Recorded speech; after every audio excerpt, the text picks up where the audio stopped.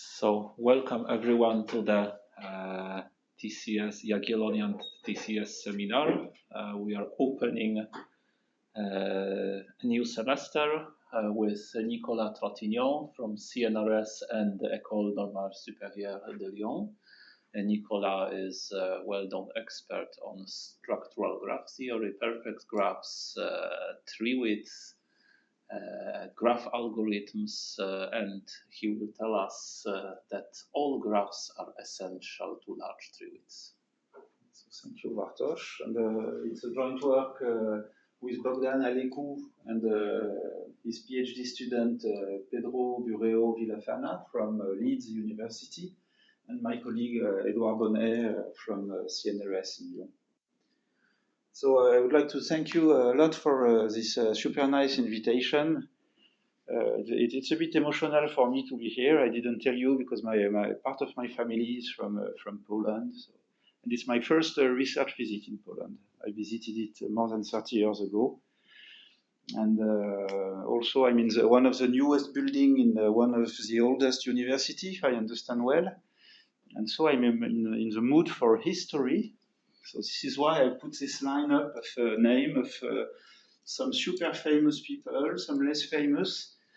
And I will soon let you know why all these names are here. It will be a long history of graph problems that leads to what we will talk about. But before that, I want to make a super short preamble, a graph theoretical preamble. Is that suppose you have a graph that is decently connected, and you want to prove there is an even cycle in it. So since it is decently connected between two vertices, you have many paths. And since there are only two parities existing on Earth that are odd and even, two of them will have the same parity, and you'll have 1, 1 or 0, 0, and you'll have an even cycle. So it's not a theorem. It can be false or true according to do you allow chords, whatever. But easily you have even stuff, while if you want to find some odd stuff, it doesn't work at all, because all the paths might have the same parity. This graph is then bipartite. There is no odd cycle. So getting an odd cycle is much harder in general. A bipartite graph is something very general, and there is no odd cycle. If you take the kind of contrapositive of this, if you have a graph that has no even cycle, since the even cycles are everywhere, you may expect that this graph has a very simple structure. In fact, you may think of this exercise. What is a graph with no cycle of even length? And you soon, you are all very trained graph theorists, you'll soon see that it is nothing. It's maybe an odd cycle, maybe you can glue two of them on one vertex, but very soon you will dry everything. While graph with no odd cycle, you all know they are bipartite graph. It's a nice theorem, but bipartite graphs are extremely complex still. So in some sense, they have no structure. It is just a short preamble because it will explain many situations that I will talk about. So remember that odd cycle free is super complicated. We don't understand it. Even cycle free is very easy in some respect. That was just a little preamble. So this long history, it starts with Claude Berge. Claude Berge noticed that some graph had what he called in French la belle propriété. It is no more used. The nice property. And the nice property is that chi of g equals omega of g. And he soon realized that not all graphs have this property. For instance, you have odd cycles. For odd cycle, you need the color to alternate, 1, 2, 1, 2, if you want to color it. And of course, you're stuck with the last color. So omega equals 2 and chi equals 3 as long as your cycle has length at least 5.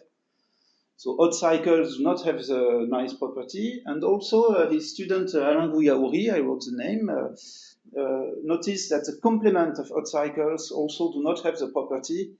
It's slightly harder to see, but it will take you 3 minutes to realize that. And so they made the conjecture, or Claude Berge made the conjecture that if chi of g is different from omega of g, then g contains an odd cycle as an induced subgraph. So of course I forgot G or G bar. An odd cycle as an induced subgraph.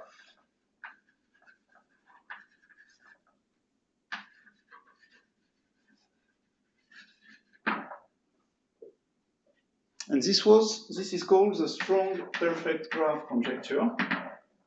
And it was made in the early 60s, and it stayed open during decades. It was proved only 40 years after. And you might make a rephrasing of this strong perfect graph conjecture. You can say that G is Berge. This is the way it is stated now. Is equivalent to G is perfect. So G is Berge means no odd cycles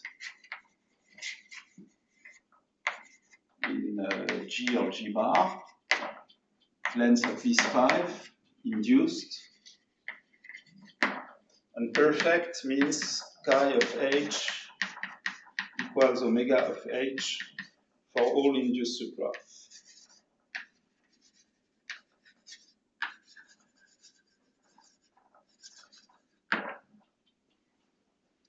And so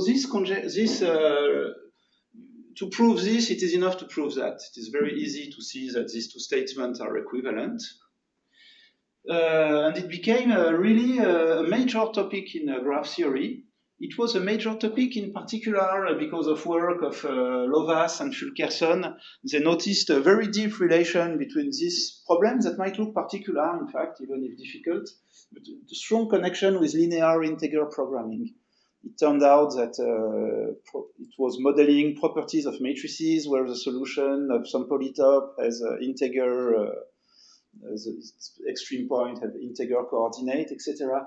So it became, and it even leads, I wrote the name of Grotschel, Lovaas, and Schreiber. It even leads them to the semi-definite programming. So it was really a big topic.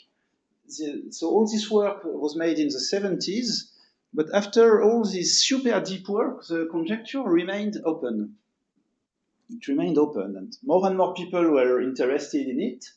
And Vachek Fatal was one of the main contributors of the topic.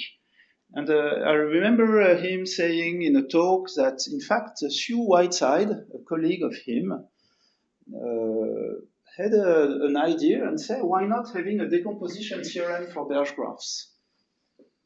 Decomposition, you say that every Berge graph is either basic or is decomposed, and then by putting back the pieces, you prove that they are perfect, which is a difficult implication.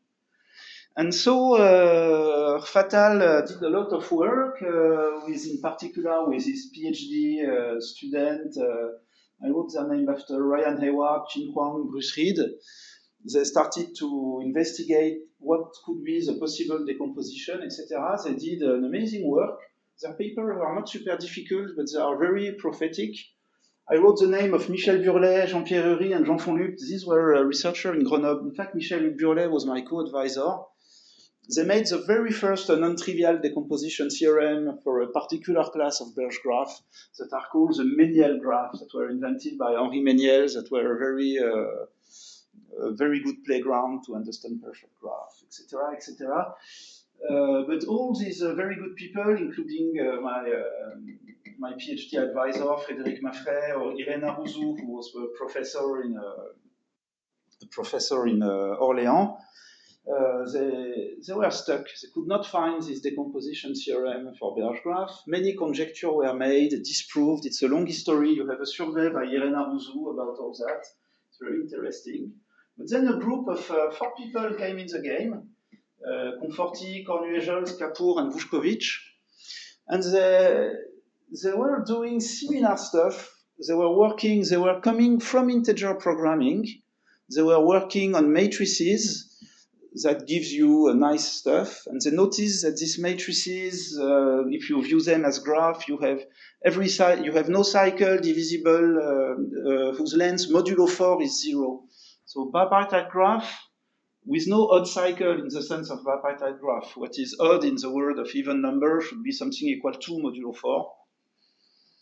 And for the sake of integral programming, they were doing decomposition theorem for them. And since you have a parity constraint and decomposition theorems, at some point they say, but maybe you are on the track of something that might prove the strong perfect graph conjecture. But it was a very long step to jump from where they are to the perfect graph. And just to practice, to organize a huge exercise, they said, let us study even whole free graph. So you take this very definition of Berge graph, but you write even instead of odd, just to try. And these are the even whole free graph.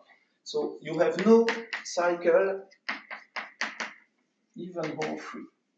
You have no cycle of even length as an induced subgraph in your graph. And really, it appeared to be extremely complex. They could find a decomposition theorem. They could find a recognition algorithm. They could prove many things. It became a topic in its own right, even if there is no, at the start, no other motivation than trying to practice for a perfect graph.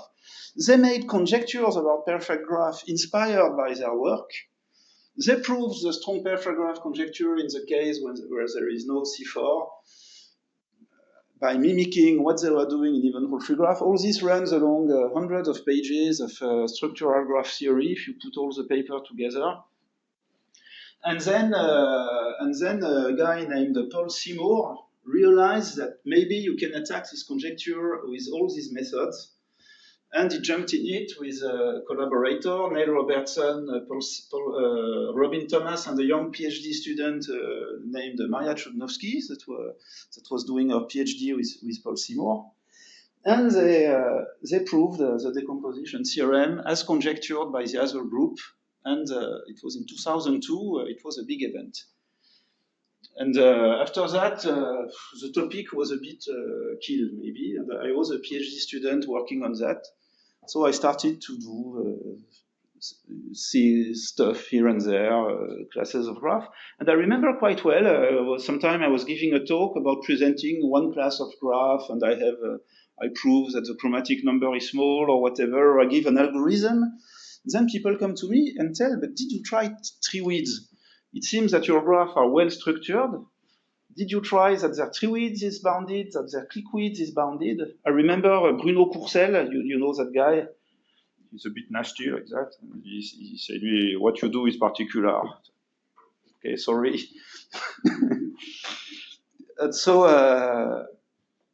I was not at all aware of width during my PhD. It was not the topic, but of course it was. So is it necessary that I remind treewidth, clickwidth?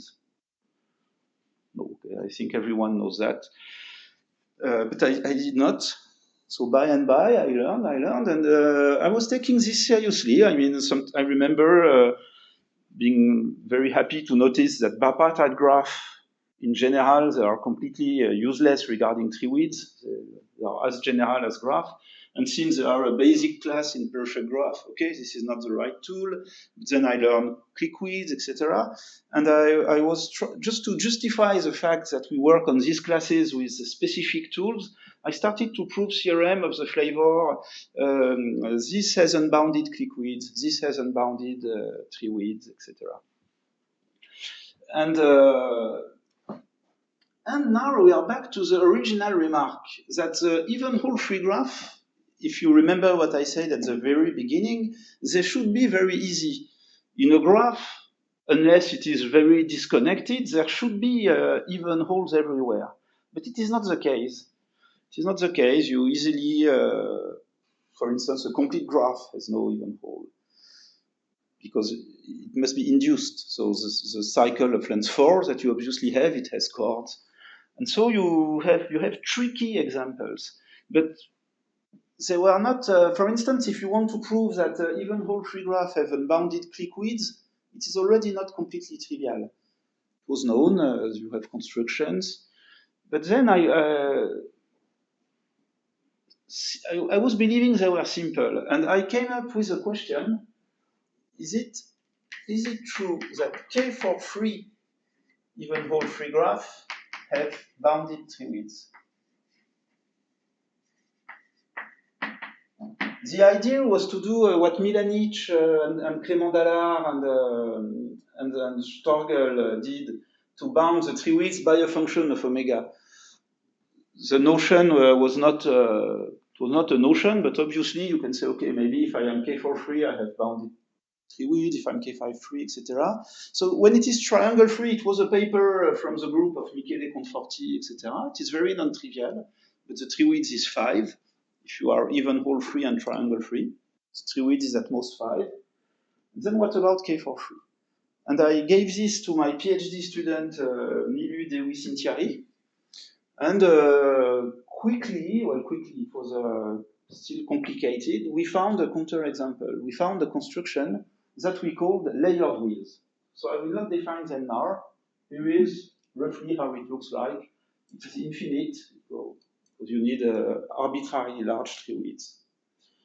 And so I was very happy of the construction, because it looked very striking to me. But I was I anticipated a big disappointment that no one would care, because even whole K4-free graph, who cares? Apart very specialists, okay? But still, I presented it in a workshop, and then I noticed that some people were really, as if I said, the most interesting stuff ever. They came to me, really? Can you prove that? That's amazing, blah, blah. So, say, why? Why the hell do you like this theorem? It is horribly technical. There is nothing in it that you might like. And then they told me, no, it disproves a conjecture that we made. It was Sergei Norin and Zdeněk Dvořák. They never published this conjecture because they were not believing it themselves, but they could not disprove it easily. And here is the conjecture.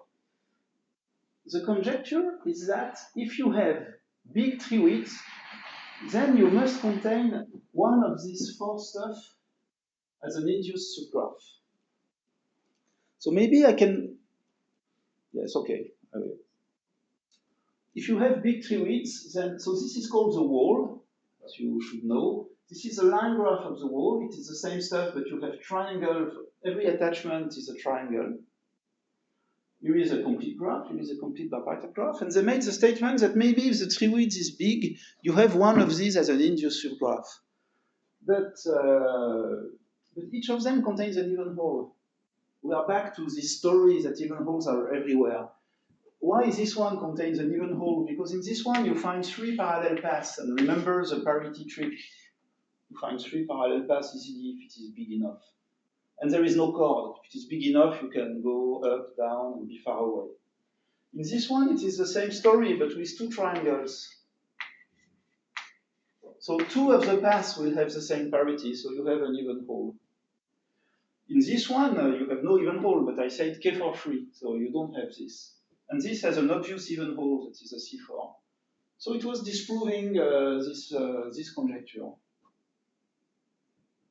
And so they were excited and wanted to see the construction, and that's it. They were happy to see that the conjecture was disproved. In fact, it was discovered a year after that in some paper, in some thesis made in Princeton, you have this construction that disproves it, that disproves in a much more easy way that a big tree width is not witnessed by this. You have something very simple. You don't need to go through this complicated layered widths. And several constructions were made to disprove this conjecture afterwards. And one of them was made by Pohorata years before, and in fact James Davis rediscovered it independently. Okay. So why this conjecture is of any interest? So let me give you some background about it. Is that you have a theorem by Robertson and Seymour, a very famous and celebrated theorem.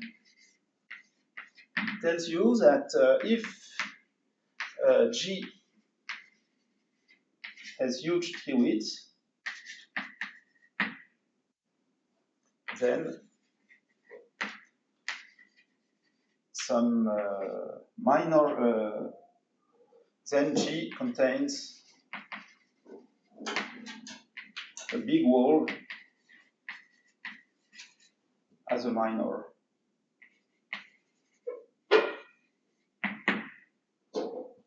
So I'm sure you've all seen many times this theorem already. it is called the grid theorem in general, and not the wall theorem, because usually you have a grid, but it's completely equivalent. And in the context of subgraph, induced subgraph, walls behaves better. So I prefer stating it like that. And so the idea of Norin and of Dvorak and Norin was to have a counterpart of this theorem, but with an induced subgraph instead of minor. And so this became a big topic in the last 5 years, maybe, because you have, in particular, Maria Chudnovsky made a long series of papers with many co-authors, including Seper Agebi, Sophie Spirkel, Bogdan, my co-author Bogdan Alecu participated to some of them, Kristina Vushkovic participated to some of them, Tara Brishami. There are close to 20 papers now, and they prove many theorems around this kind of things. If you don't have this, then I cannot survey 20 papers in a minute. But the goal is to have a version of this as a version of this with induced subgraph, and very quickly you find these counterexamples. So now there was a game started. You look at examples and you try to find all these are counterexample to statement. Say, oh, if I have big treewidth, I have a big click. Oh no, the wall is a counterexample. So I have a big click or a wall. Oh no, this one is a counterexample. And then you try to say, oh, but these and these and these, they all have an even hole, for instance. So maybe I have some things that have no even hole as an induced subgraph that has high treewidth. And it was a very successful game sometimes. For instance, Tuka Koronen proved a conjecture that we made, I forgot who exactly, in one of the papers. He proved that if you take a graph with bounded maximum degree and high treewidth, then it has one of the four stuff as an induced subgraph of high treewidth. And this conjecture was suggested by the fact that all this construction, you need a vertex of big degree. So if you don't have it, maybe the word is better. Sometimes it failed. You have successful attempts, and sometimes it failed. For instance, Seper Agebi noticed that all these examples are degenerate. They all have a vertex of small degree, except this one and this one. So he said, maybe if a graph has a huge treewidth, then you have in it either this or that, or something that is degenerate. Okay, this one was disproved by myself and Maria Chudnovsky, using a construction similar to that. This one, the one I've drawn, is degenerate, but we found a non-degenerate version of it. Okay, and then also with Rose McCarthy. The statement is that large treewidth, no KT, no KTT. Yes. And high degeneracy, or that's the.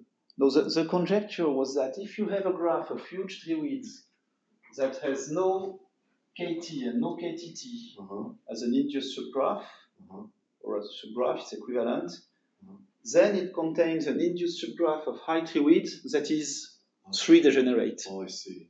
It was a very beautiful conjecture, but it is false. Maybe it will reborn at some point with some extra assumption or whatever. It was a nice idea, but it was false. The max degree idea was good. It's very hard to guess in advance which idea is good or not. This is why we would say it's an open question. Okay. So now there is this super crazy conjecture about string graph. Exactly. So this was the last one. In fact, it was discussing with Rose McCarthy. She noticed that most of the stuff here are string graphs. You have one exception, which is this one. But all these layered wheels that has many variants, because one was disproving this, was disproving that, they were all string graphs. And for this one, it is non-trivial. They are string graphs in a nice way. So you might make the conjecture, if the treewidth is big, then it is witnessed by some string graph of big treewidth. You might notice that there are exceptions. This is an exception, but you say, this one, you say, oh, there is this as an induced minor. and this contains this as an induced minor. You can make any, so the game is make any crazy conjecture, then check all of these, and if one of them is a counterexample, you say, oh, it has blah blah, and the game is okay, except with this construction, the layered wheel that I did with Dewis in Thierry, because this one does not have a uniform definition. I will give you one version of it, but there is not, we try to unify all definition into a common framework in our paper, but before that, it was like a zoo with strange stuff, so it is hard to put in a conjecture. There is a layered wheel because you don't know really what it is. You have examples of them. And so this one was looking more and more as the most annoying stuff, the stuff that would disprove always whatever you do. But now, in fact, this game, in some sense, is coming to an end because we have a kind of a generic disproof of any kind of conjecture. And this is our main result, and I will present this to you. But before that, I will repeat this theorem in a much weaker form, just to practice a bit. So this theorem is very beautiful and strong, but you can have much weaker statement. For instance, you can say theorem. So I give it to Mr. W, which is weak. It's not Valzac. I don't claim it is your theorem. So it's a weakening of this one. He says if G has huge treewidth, then it's not some G. Then G contains a K5 minor free graph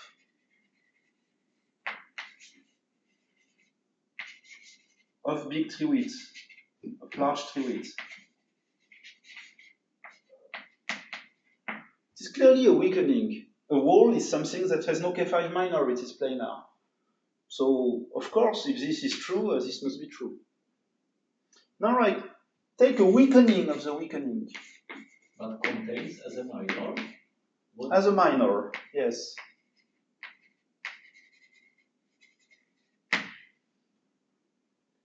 All right, take a weakening of the weakening. Maybe we could prove something super weak. There exists H such that, now I repeat, if G has huge treewidth, then G contains as a minor a H free graph, a H minor free graph of large treewidth. And this is a consequence of this. It is just the same to prove, you just instantiate H with K5. So to prove this, it is enough to, this would be already a nice dual to treewidth if the high treewidth is witnessed by something simpler of high treewidth. And in fact, we proved that our main theorem is that if you replace minor by induced subgraph in this statement, it is false. There is no such H. So let me write it. Let me write the theorem. Let me write precisely the theorem. The theorem tells you for every H, so for every H, this phenomenon does not occur. So for every H, if it does not occur, it means that you have something of unbounded treewidth. So I write it and we'll see. There exists a hereditary class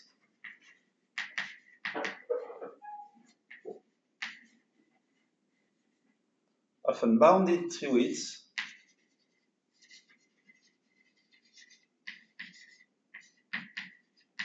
such that the H3,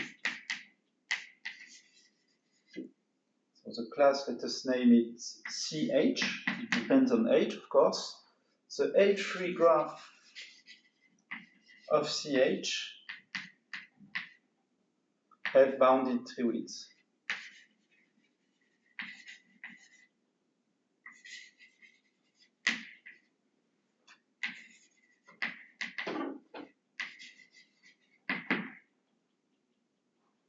For every H, you have such a class. It is exactly the negation of the statement.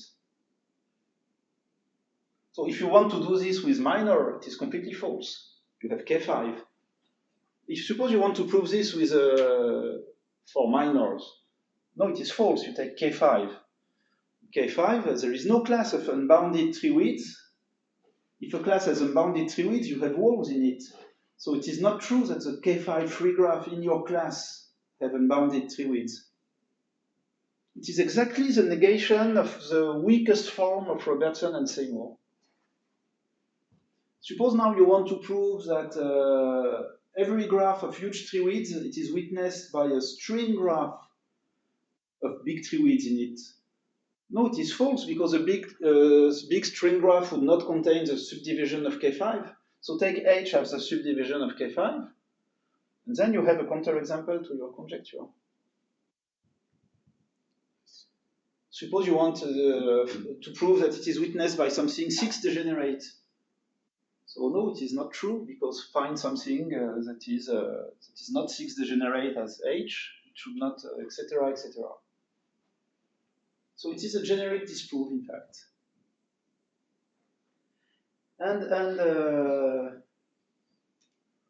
So in fact we proved it in a. We proved something stronger. Let me write it because it's cute. Because of course you might say, okay, for each H, I have to do a different construction. Maybe I can capture a huge bunch of graph H with one construction. So, and we do this in quite a nice way. We say that for every integer t, there exists a hereditary class Ct of unbounded treewidth such that the H3 graph, exactly the same statement, have bounded treewidth. You might say, but what is H? What is H? Yes. Provided that treewidth of H is at most T. So you don't care about the structure, you only care about the tree. Exactly. You have a common. So well, we really love it. I don't want to say we don't like it, but it is just the fact that you have a common construction for several graph H, and this several graph H is all graph of treewidth at most T. But then the construction is CT. It highly depends on T. It's not the same construction. You cannot catch all graph in a single construction. It would be clearly false. So it is not very complicated, in fact. So I will show you the proof. I think I can give you, I cannot do every detail, but I can give you a big picture of the proof. But before that, maybe we can, there is something funny. In our group, it was Bogdan Alecu pushing this funny argument that we call the a posteriori argument. It means suppose that I promise you it is true that this class Ct exists. In fact, you can see a lot of structure of Ct without knowing what is Ct, just by applying the theorem. For instance, in Ct, do you have large cliques? It cannot be. Suddenly I forgot why. It cannot be because if you had large clique in it, if you have large clique, it means that you have C4 free graph of high treewidth. So it would contradict the theorem for C4. So C4 is at treewidth 3. So in C3 you have no large clique. For C1 or C2 I need maybe a different argument, but for C1 I can take the claw, or P3 has treewidth 1. If I had large clique, it would disprove this for H equals P3. So I know it cannot contain large cliques. The clique number must be bounded by something. It cannot contain a large wall by the same argument. A wall is K143. You have no K14 in a wall. So if you had large wall, it would disprove the theorem for K14. etc. You can guess a lot of properties of the graph. Like that, we can prove there is no complete bipartite graph as induced minors in the construction, which is something very hard to prove in general, but here you have for free a proof of it, a one-line proof of it. You just have to find one graph that, I will not say what is, you see what I mean. If I say something, there will be a flaw in it, I'm sure. But you need to be able to reproduce the argument I just said. Now maybe I can show you the construction, and you have an integer t, and now you want to build a class of graph with large tree width and with this property. And in fact, I must say, we did the theorem with Maria Trudnowski. We did the construction with Maria Trudnowski in a previous paper, where you do it for every edge that is chordal, which is already not completely trivial. But we didn't notice. We don't have the theorem in the paper. We have the construction. It was Édouard Bonnet opened my eyes, showed me that, etc. So let me show you the construction. And it is very similar to the one I did with Dewey, and later improved with Maria Trudnowski to disprove Algebi's conjecture. It is just a modification of it. And let me show you. So first, there is a little trick. I will do it in what we call trigraphs. It means that edges have two colors. They can be white or red. You need to work. It is so we might avoid this because eventually we will erase all red edges to have our construction. But for the sake of induction, etc., we need them to keep track of properties in the construction. And so the construction is as follows. I take an integer t, and now I build my graph. My graph is called a layered wheel, and it is built layered after layer. A layer is an induced path. We view it from left to right, etc. And you have a lot of edges running among the path. I promise, and you have edges red and white. Some edges are red, some edges are white. The edges of the path are all white. Only the vertical edges can have a color. Now I promise you something, is that if I take any vertex, its upward neighborhood is a clique. And it is a clique of size at most t. And by clique, I mean something with all edges red or white, I don't care. So it is good to keep this in mind. You will have omega of this graph will be equal to t plus 1, because it is related to tree width t. It's easy to remember that. Okay. Now the only stuff you need to define it is to say how you build the next layer. It's an inductive construction. So how do you build the next layer? So you consider all the vertices one by one, and you give them their descendant. So by descendant, I mean that in fact you have an underlying tree structure. Every vertex has a descendant in the next layers, and I don't mean that they are adjacent when they have descendant. It is an abstract relation. Yes? Does that mean that every vertex has only one ancestor in each layer? Yes. Yes. It has tree structure like that. A rooted tree structure. And the root is this vertex. So now this one and the child of one vertex, you put them consecutively, and then you have the child of these guys and the child of these guys and the child, etc. So what child do you put? This vertex, you consider the neighbors here. You consider any subset of this. And you will put a vertex that is complete to this subset. As long as you do not create a clique of size t plus 1, this is forbidden. So if this has f size t, you don't add a vertex. But for each subset, you do that. And you do that in all possible white-red way. I mean, here I did the white stuff, but I might do this white and red stuff also. Not I might, I do it. I do every possibility. So you take all partition into two sets, and you add the red all possible combination. There is one combination that is empty, by the way. There is one vertex here that is no one. I told you take all subsets, so in particular the empty set. So it's what, 3 to the t combinations? What? 3 to the t combinations, like something like that. Yes, 3 to the t, maybe plus 1. Yeah, 3 to the t, exactly. So it is a very exponential construction. How do you lay it out on the path? What? You lay it out arbitrarily on the layer? Yeah, the order in which they come doesn't matter, but it is very important that you have all possibilities. But there are edges on the path. Yes. So in fact, I noticed this morning while preparing that maybe we overlooked that we create possibly a clique of size t plus 1 with 2 consecutive layers. This is really not a problem.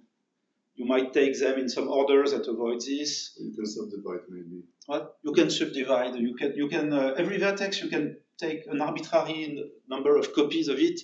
So you may interplay with vertices of degree 0 above. So it's not at all a problem.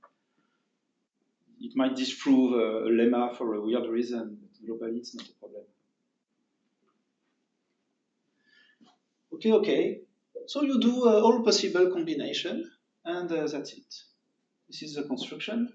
It doesn't work at all, because you need to remove the red edges. But before removing the red edges, I will do a variant of the theorem for trigraph and with red and white edges. So what I will do is that I will restrict my attention to chordal graph. So of course you are very knowledgeable, I guess. So when I tell you I have a chordal graph with special edges that I will remove, you can see immediately that I'm talking of graph of treewidth t. I have a chordal graph with omega equal t plus 1, and there are edges that I promise I will remove later, and you have this equivalent definition of treewidth that it is a chordal completion of a chordal graph with omega equals t plus 1. So I am in fact talking of graph of treewidth t, but I found we presented it with chordal graph in trigraph. It is much more clear. This is how we found it, by the way. So what I will prove is that this construction, so it has arbitrarily large treewidth, because it is very easy to see that between any two layers you have an edge. So if you contract all the paths, you obtain a clique minor. Sure. So it is just a big model of a clique minor. So if I put t layers, I have treewidth t. It's an infinite graph. What I mean when I say unbounded treewidth, I mean that its finite induced subgraph form a class of big treewidth. When you say treewidth, you look at the white and red, but or only white, or what? So only the white will work also, because you are also building, in particular, you are building the white stuff. So yes, of course, yes, the removal of red edge doesn't spoil the treewidth. Yeah. And now I want to prove that whatever chordal graph that I take, if I remove it, the treewidth falls.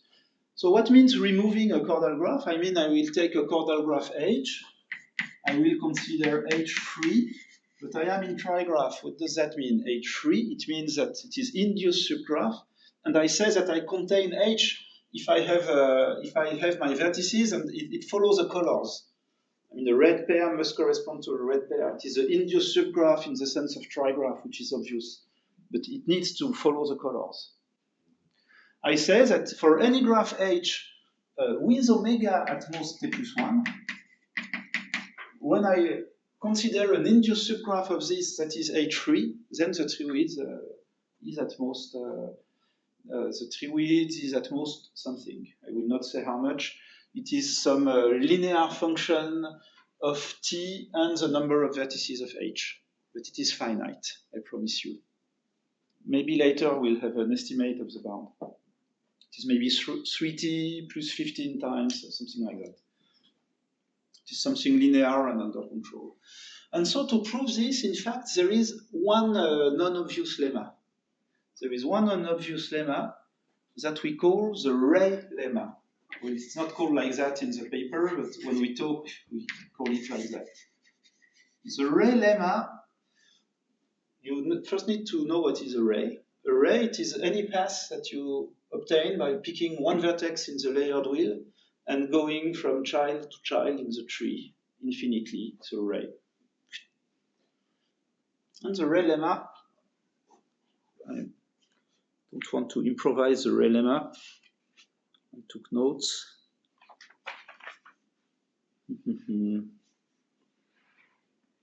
Okay, let's hear. Ray lemma. So for every chordal graph H,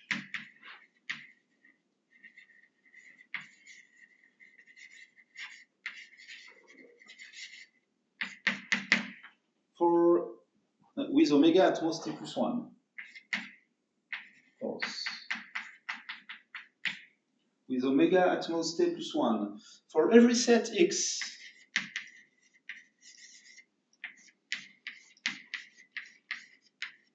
so for all X in the induced subgraph of this such that G of X is H3 in the sense of trigraph.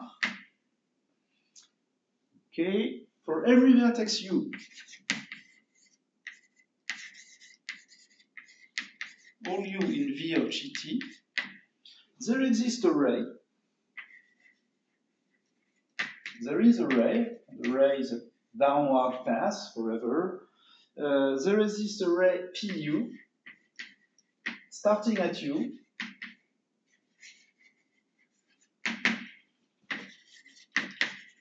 And such that V of PU intersection X is finite. And finite, it is just the number of vertices of H minus 1.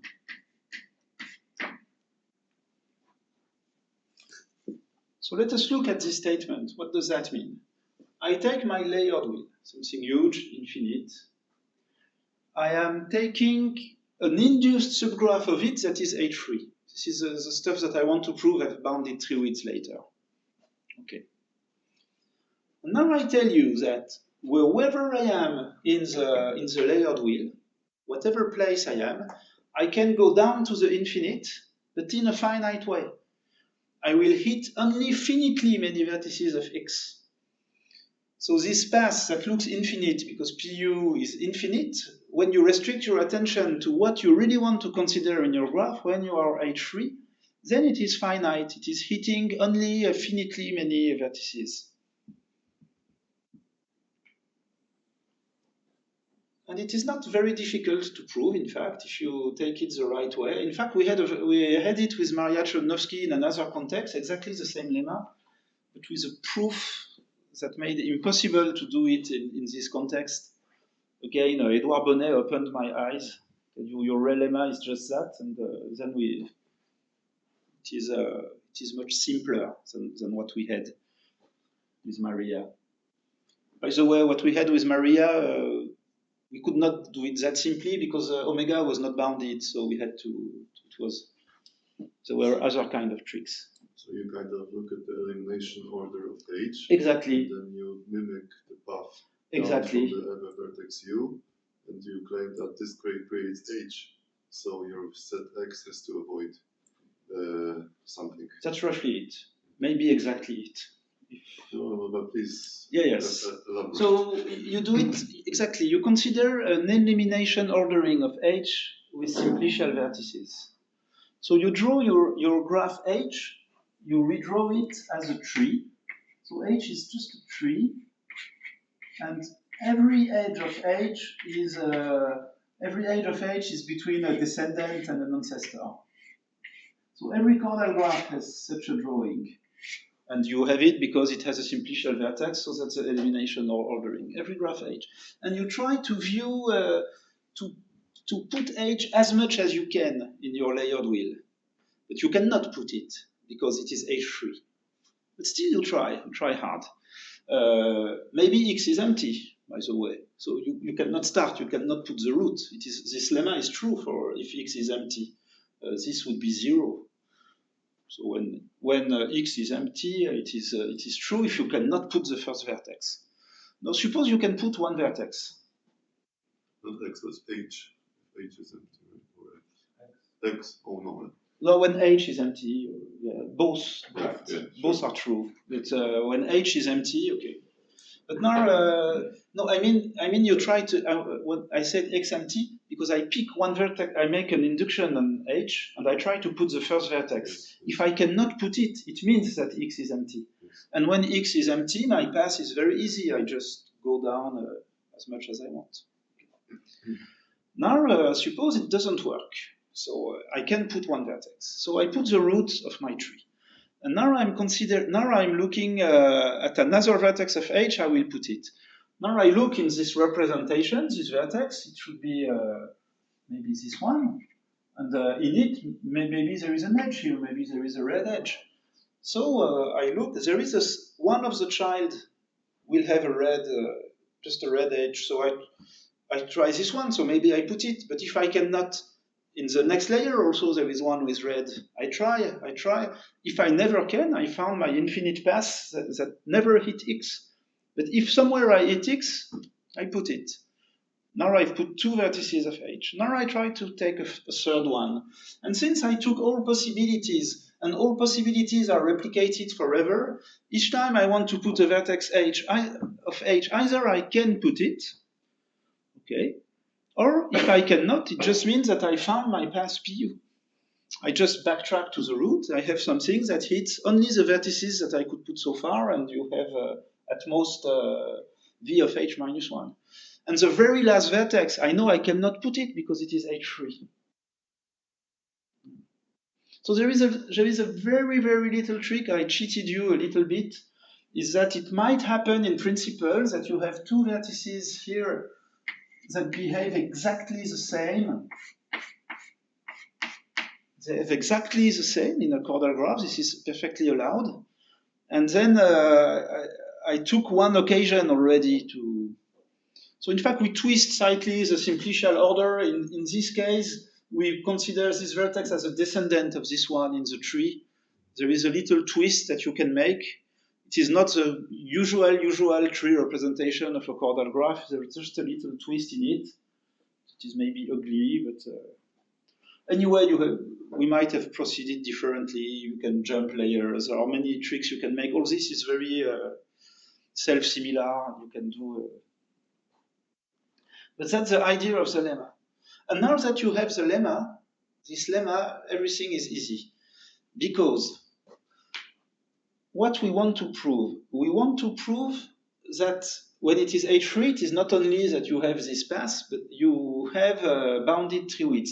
For this, we use a theorem of Dvorak and Norin, saying that to check that a graph has bounded treewidth, it is enough to prove that every induced subgraph has a balanced separator. And a balanced separator means that you have at least 1/3 on both sides. But with a balance and a small one, not only a balanced one.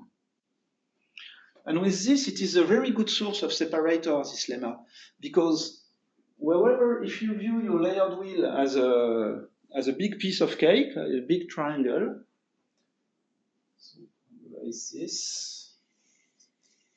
If you view your layered wheel as something like that, okay, it means that wherever you are in it, you can draw something infinite, but it is finite. I mean, when you have a set X such that it is the graph induced is H3. By the way, you don't even need X to be finite, in fact. But as long as you are H3, you know that from any vertex U, you have something that hits only finitely many vertices. And you can do this anywhere you want. And so if you do something like that, and like that, So here you have vertices. Suppose they have a common ancestor. Then you take all the ancestor of this guy. By the inductive definition, all the ancestors of all this guy are either here or in this little box. And this little box has bounded size. It is at most t vertices, because it's a clique. We are in GT. If you take this, suddenly it is a separator, because you have no way to escape from here to there. So in general, it is not an interesting separator, because this might be completely empty, or this might be empty, but you can put it anywhere you want. And now, by putting the knife at the right place, you can cut in a balanced way. You have a lot of flexibility. So technically, you would push this until you observe you have at least 1/2, and that's where you are. That's where it is good. You have easy technicalities, and you can find a balanced separator in any induced subgraph, like that. Yes, and like that, you have the theorem. But you have the theorem for trigraphs. Oh yes, for trigraph, and when you exclude a chordal graph. But now you remove red edges, and you apply exactly, you just ignore red edges. It means that in the graph, when you have no induced H-induced subgraph, it exactly translates into what you want after removal of red edges. But now you can have more copies of your H. Yes, because you make yes, but it is H3, so you kill more than what needed. Still, you kill the. Yeah, maybe for some H, the treewidth will be much smaller than what we compute because of what you say. But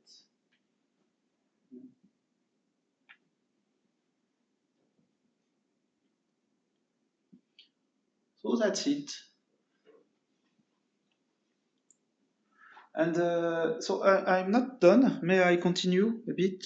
Sure. Yes. No one left. So Oh, you're still here. Maybe people online left. Those are still here. Hello, online people.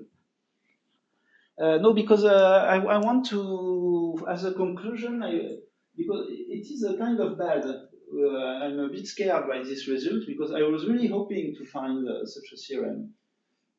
And now we prove it is just impossible. So I would like to make a last part of the talk, that is, there is still some hope. There is still something we might understand of graph with large treewidths in the context of induced subgraph. Maybe there are still stuff that can be made. And so, yes. So in fact, what we wanted to do, the original project, in its weak form, as we made a weakening of Robertson and Seymour's theorem, was to say a large treewidth is witnessed by some induced subgraph of large treewidth, but in some particular hereditary class. Maybe we can remove hereditary. Maybe the treewidth is witnessed by something, but it is not hereditary. And then our disproof does not apply. And it turns out that Édouard Bonnet, in fact, had such a theorem. I remember he viewed this theorem as an intermediate step to AGB conjecture. And since AGB conjecture was disproved, his theorem suddenly became best possible, in some sense. So let me write this theorem. Where it is. That's here. It says the following. So it is something he did maybe 1 year ago, or maybe a more long time ago. And now it appears as a kind of put forward this theorem. It was looking at something weak, but now that we know we cannot do something strong, what was weak becomes strong. So the theorem tells you, it is a theorem of Édouard Bonnet,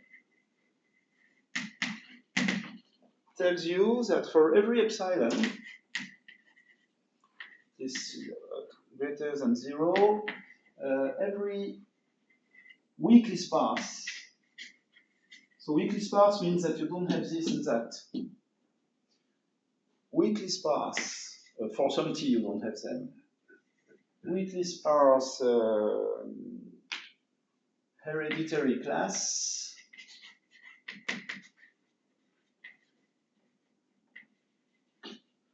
Hereditary class contains graphs of arbitrarily large treewidths and average degree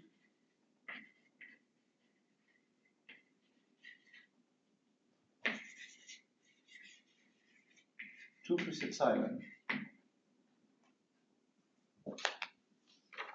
So it means that if your treewidth of your graph is huge, you have an induced subgraph that witness the fact that you have big treewidth, and this induced subgraph has very small average degree. Something seems to be missing in this statement. Why is that? Because you can start with a class with small treewidth. Then you will Of unbounded treewidth. Sorry. Okay. So you cannot. Thank you.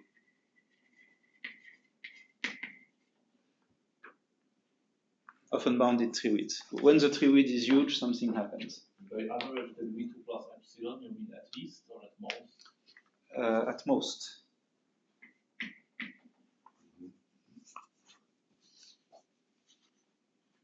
So it means that you're. So you see, we are very close to AGB conjecture that says there is something degenerate. We are very close, but you cannot get closer, since here the conjecture is false. And this, our theorem does not disprove that, of course. Theorems are not meant to disprove other theorems. But you might also, now I let you imagine things. I have no real ideas of what could be done, but you might have other properties that are not in a hereditary fashion, and that would still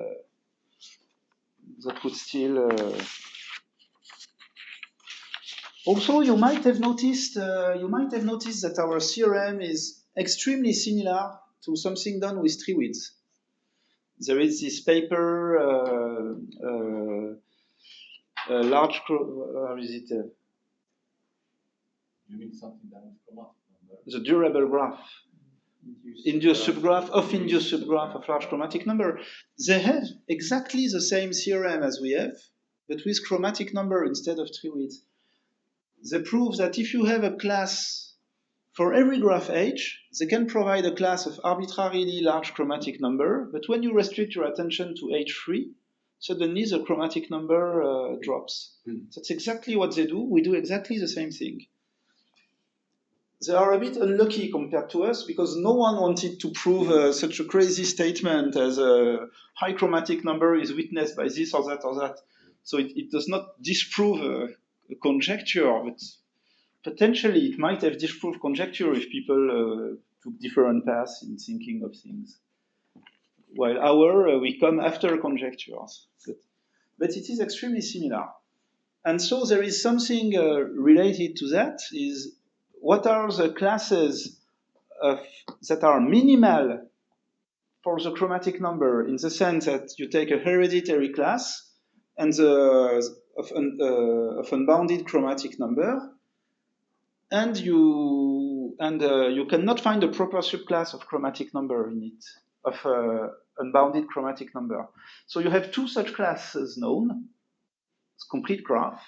It has unbounded chromatic number. Whatever strict hereditary subclass of it you take, you need to remove one click, and then suddenly you remove everything which is above it, and the chromatic number is bounded. You have this easy example, and you have one non-trivial example that are Berlin graph. You did it, Bartosz, with I forgot list of all co-authors.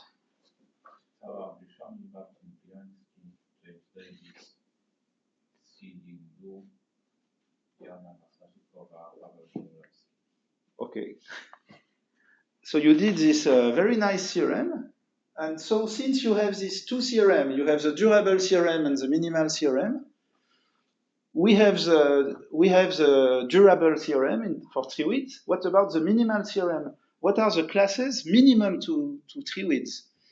Classes of unbounded treewidth, and whatever graph you remove from it, and in a hereditary way, the treewidth drops. So we don't have, despite our new knowledge, we don't have the answer to that. And in fact, the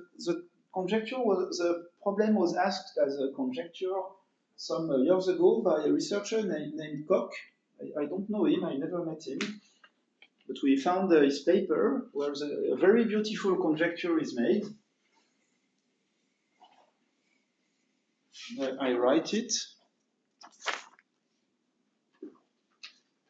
Conjecture. And it says that there are only two minimal classes. There exist two treewidth minimal classes.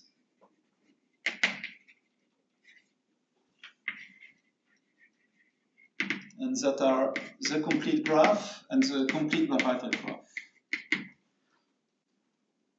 It is the only one we can find. So maybe you could, maybe a variant of the layered wheel might disprove this. We don't know, or maybe it is true. I really have no idea, or maybe some other idea would work. Maybe there are a Berlin graph with respect to treewidth instead of the chromatic number. I don't know what it means. Let me write a last conjecture that I like very much. We made it. We made it in our paper to give some hope. And it is the following. There exists H. So this H should be thought as the K5 of the Robertson and Seymour theorem, something that you would exclude, such that every graph of huge treewidth contains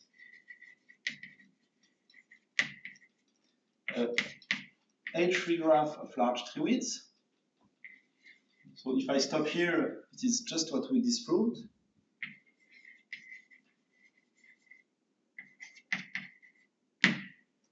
Or has logarithmic treewidth. It looks crazy. By logarithmic treewidth, I mean that there is a constant C here that depends on H. And every graph in the class, its treewidth is at most the logarithm of the number of vertices, multiplied by the constant, maybe. And so this, so of course not all H can work. If you take H as an edge, or it's completely false, but maybe for some big H it might be true. And the meaning of it would be that, because you might notice that all these constructions that I've shown you, except the two last ones, their treewidth grows linearly or polynomially with the number of vertices. While these, to grow the treewidth, you need to multiply the vertices by something. So all these graphs, they have logarithmic treewidth. So they have unbounded treewidth, but they are still very nice because the motivation of treewidth is algorithm, and in many cases the algorithm run in time 2 to the treewidth. So 2 to the something linear in the number of vertices is as good as a constant. So these, in fact, are in the sense of algorithm, you cannot view them as disproved. It is still bounded in some sense. And so the meaning of that conjecture would be that, so it might be completely false, I don't know. But it might be that, okay, maybe you have a witness of large treewidth in a hereditary induced way, unless you are something crazy like these counterexamples. And so, what the advantage of these also is that it avoids describing these examples. You just put everything in a garbage bag, log treewidth, and you won't have ever to think of layered wheels. That I wish I could.